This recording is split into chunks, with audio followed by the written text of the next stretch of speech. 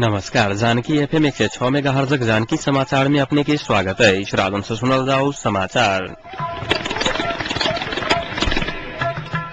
एकनो का मुख्य समाचार।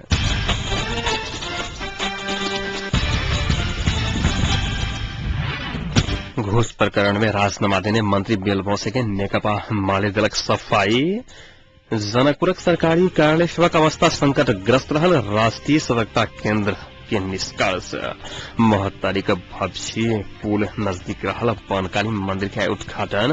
विवाह पंचमी महोत्सव में अबेर 75 गोटे पाकेट मार पकड़ाओ।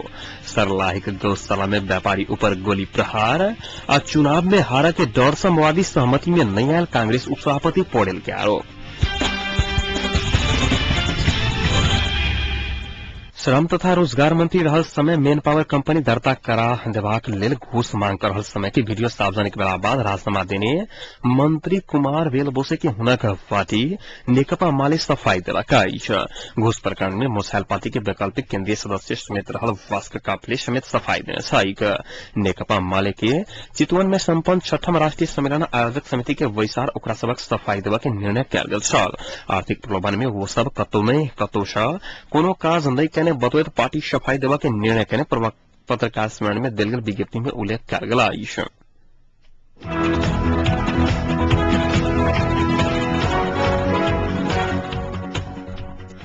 प्रधानमंत्री के प्रत्यक्ष निगरानी में रहल राष्ट्रीय सतर्कता केंद्र आज जनकपुरक सरकारी कार्यालय सभा के अवस्था संकटग्रस्त रहल पोतोलक अछि।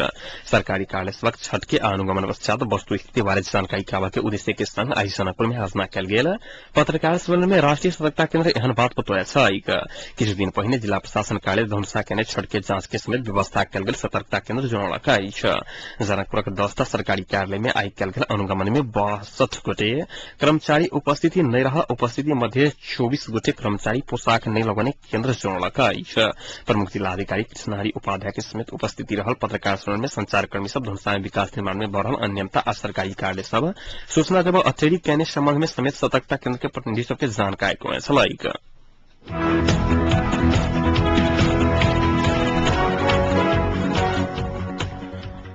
महतरीक बर्दिवास नजदीक रहल भवसी पुल लग रहल बनकाली मंदिर के आई उद्घाटन कयल गेल छैन। 1 वर्ष पहिने से निर्माण शुरू कयल गेल मंदिर के आई राष्ट्रीय प्रजातंत्र पार्टी नेपालक अध्यक्ष कमल थापा उद्घाटन कयने छलखिन। हिन्दू राष्ट्र के मांग सहित काल्हि से शुरू भेल रथ यात्रा बर्दिवास पहुंचल लगले मंदिर उद्घाटन करैत थापा सामाजिक सद्भाव कायम रखला पर मध्य प्रदेश विकास गतियत बताए छलखिन।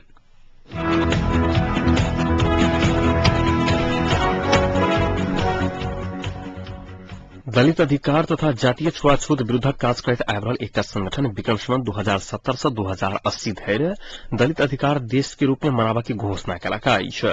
नेपाल उत्पीड़ित जातीय मुक्ति समाज राजधानी में केने 25वां स्थापना दिवस के अवसर पर जातीय विभेद अंत्य के लेल क रहल घोषणा सभा में 4 गोटे पूर्व प्रधानमंत्री सब समेत प्रतिबद्धता जनाउने छल। कार्यक्रम के संबोधन करैत एमाले अध्यक्ष झलनाथ खनाल, वरिष्ठ नेता माधव कुमार नेपाल, राष्ट्रीय जनशक्ति पार्टी के अध्यक्ष सूर्य बहादुर थापा और राष्ट्रीय प्रजातंत्र पार्टी के वरिष्ठ नेता लोकेन्द्र बहादुर चंद जातीय विभेदी विरोधक अभियान में सहयोग करके प्रतिबद्धता जनाउने छलखिन।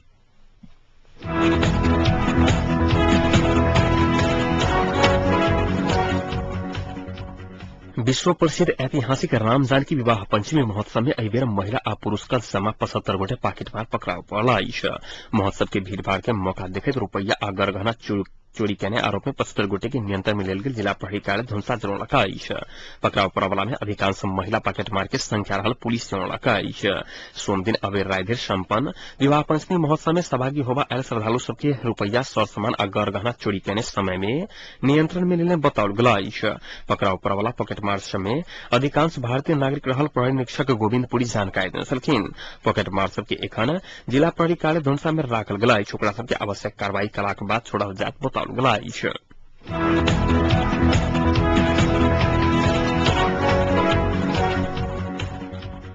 विभिन्न अपराध केने अभियोग में थप एक अभियुक्त के सप्तरी पुलिस पकड़ाव कयलक अछि।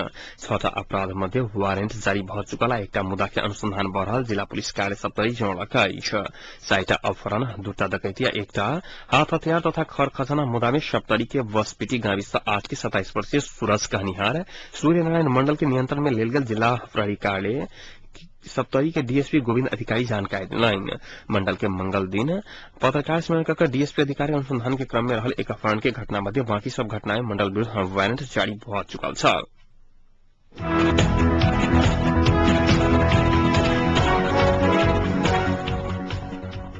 राष्ट्रीय योजना आयोगको उपाध्यक्ष दीपेन्द्र बहादुर छेत्री विभिन्न व्यक्ति आ संस्थाक स्वास्थ्य के कारण काठमांडू के फोहोर व्यवस्थापन में कठिनाई भेल बतौया छलखिन। आइ राजधानी में भेल कार्यक्रम में उपाध्यक्ष छेत्री नेपाल में उत्पादन कयल गेल सामग्री सब किछु बेसी मोल तीर नेपाल भीतर खरीद कला पर उत्पादन समेत बढ़ावा आ फोहोर व्यवस्थापन कर समेत सुगम हैत बतौया छलखिन। कार्यक्रम में महिला तथा वातावरण संरक्षण समिति के अध्यक्ष विष्णु थकाली संस्था सब वातावरण के संरक्षण के लिए विभिन्न चुनौती सब पार कर सफलतापूर्वक प्रत्यक्ष आ अप्रत्यक्ष रूप में 200 गोटे महिला सब रोजगार देवस सफल भेल जानकारी दिलाइन। संस्था सार्वजनिक प्रतिवेदन में स्थापना काल से एखन धरि टोल टोल में महिला समूह निर्माण का ललितपुर के स्वच्छ सफा आ सुंदर बनावा के लिए सफलतापूर्वक प्रयास करने उल्लेख कयल छलखिन।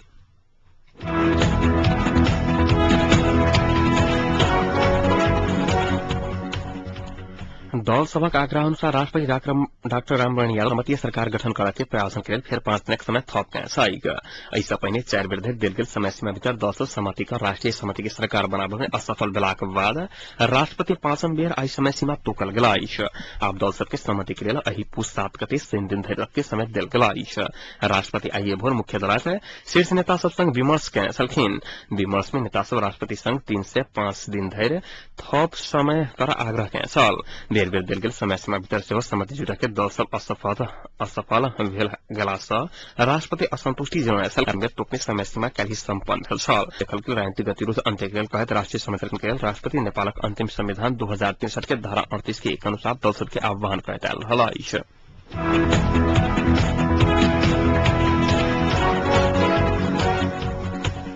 नेपाली कांग्रेसक पदाधिकारी तथा केन्द्रीय समिति के बैसार से राष्ट्रीय सहमति के प्रधानमंत्री डाक्टर बाबूराम भट्टराई बाधक रहल निष्कर्ष निकालक अछि। पार्टी सभापति सुशील कुमार निवास महाराजगंज में संपन्न पदाधिकारी तथा केन्द्रीय समिति के बैसार में महामंत्री कृष्ण प्रसाद सिटौला लगायतक शीर्ष नेता सब सहमति के लिए भ रहल विमर्श के विषय में जानकारी कोने छलाइक। एकीकृत नेकपा माओवादी अध्यक्ष पुष्प कुमार दाहाल प्रचंड कांग्रेस नेतृत्व के सरकार स्वीकार करने भेलाक बाद प्रधानमंत्री डाक्टर बाबूराम भट्टराई के कारण सहमति नहीं भेल निष्कर्ष निकालैत नेता डाक्टर राम शरण महत जानकारी देने छलखिन।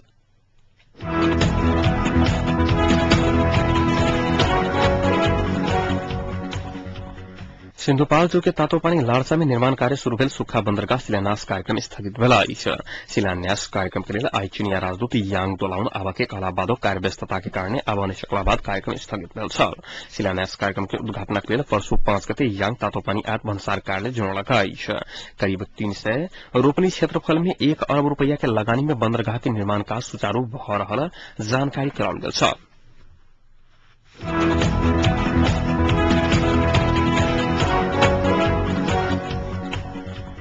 सर्लाही के गौशाला में आई भोर अज्ञात समूह व्यापारी के गोली प्रहार का घायल बनौलक अछि। मोहतरी गौशाला से सर्लाही के बैलवांस बाजार दिस मोटरसाइकिल में जा रहल ईश्वरपुर वार्ड नंबर 4 घर रहल कपड़ा व्यापारी सुरेश गुप्ता ऊपर गोली प्रहार कयल गेल अछि। बम्मा पैर के नीचा में गोली लग घायल भेल अंदाजी 30 वर्षक गुप्ता के हरिवन के नमूना अस्पताल में सामान्य इलाज के बाद जनकपुर अंचल अस्पताल में आनल गेल अछि।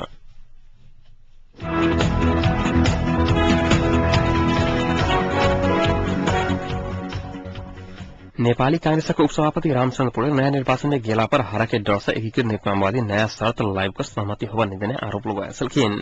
पौडेल कांग्रेस के नेतृत्व में सहमति सरकार बनला के बाद चुनाव निष्पक्ष है आ वही में पराजय होगा के डर से माओवादी सहमति बिगाड़ने आरोप से लगाया छलखिन।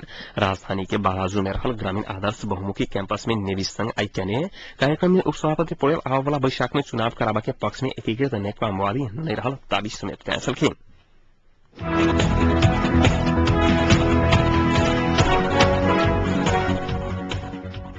काठमांडू विश्वविद्यालय के नवनियुक्त उपकुलपति डाक्टर रामकंठ मकाजू श्रेष्ठ अपने कोनो राजनीतिक पैसा आ दबाव में नहीं झुकब बतौया छलखिन।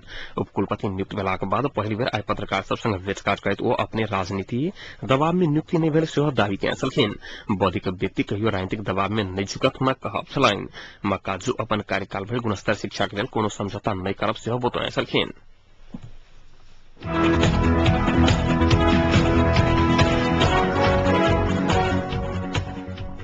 प्रधानमंत्री की अध्यक्षता में रहल लगानी बोर्ड के बैसार में पैघ आयोजना के लगानी के विषय में विमर्श भेल अछि। आई भोर प्रधानमंत्री तथा मंत्रिपरिषदक कार्यालय में बैसल बैसार में लगानी बोर्ड आगू बढ़ावा के योजना आ प्रधानमंत्री तैयार करने एजेंडा के विषय में विमर्श भेल रहितो कोनो निर्णय नहीं भ सकल बताओल गेल अछि। बैसार में राष्ट्रीय महत्व के आयोजना खाका एकल समस्या आयोजना विकास समझौता पीडीए लगायतक विषय में प्रधानमंत्री के प्रस्ताव पेश कयल गेल छलैक। प्रधानमंत्री पेश करने प्रस्ताव में विमर्श भेल बोर्डक प्रमुख कार्यकारी अधिकृत राधेश पंत जानकारी देने छलखिन। बोर्ड माथत लाओल गेल विभिन्न 14 आयोजना मध्ये उपरका कर्णाली अरूण तेसर प्रबंध के अवधि थप पूंजी बढ़ावा के अब भारत में संपर्क कार्यालय खोल देवा के लगातार विषय में बैसार में गुमास पेल छ।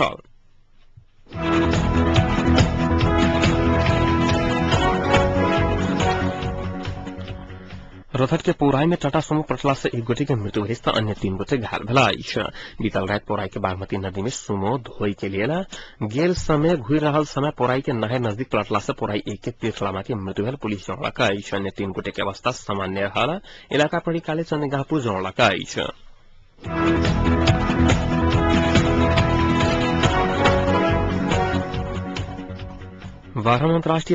अन्तर्राष्ट्रिय आप्रवासन दिवस सर्लाही में सेहो विविध कार्यक्रम का मनावल जा रहा है। सहयोगी समाज नेपाल राष्ट्रिय रोजगार प्रवर्धन केन्द्र नारी उत्थान मंच संयुक्त रूप में सर्लाही में यी दिवस मनावा लागल है। दिवस के अवसर में तीनों संस्था के आयोजना में सदरमुका मलंगवा में आयर रैली सभा सड़क नाटक कयल गेल छन्। एक हप्ता पहिने से जिला के विभिन्न स्थान में वैदेशिक रोजगार संबंधी विभिन्न जनचेतनामूलक कार्यक्रम होइत आयल है। एहि बीच सर्लाही में एचआईवी एड्स संक्रमित के संख्या 1 से 14 पहुंचल है। पहिने एहि जिला में एचआईवी एड्स संक्रमित सबके संख्या 60 मात्र छ। मुदा एखन उक्त संख्या 2 वर्ग के अनुपात में बढ़ई जिला में एचआईवी एड्स मरवाला सबक संख्या 8 पहुंचल जिला जनस्वास्थ्य कार्यालय सर्लाही जनौलकाइछ।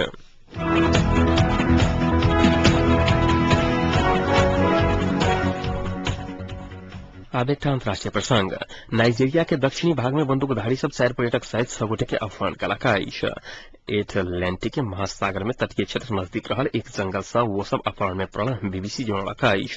केवल अत्याधिक लेवल नाइजीरिया के उक्त क्षेत्र में काज कर रहल अवस्था में वो व्यक्ति सब अपहरण में पड़ल होबा सकबाक अनुमान कयल गेल। पुलिस ओहि क्षेत्र के खोजी कार्य के तीव्र बनौलकाइछ।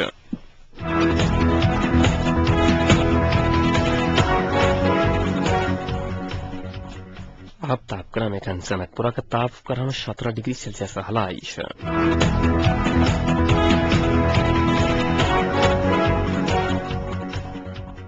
प्रमुख समाचार अंत में पुनः एक बेर फिर से।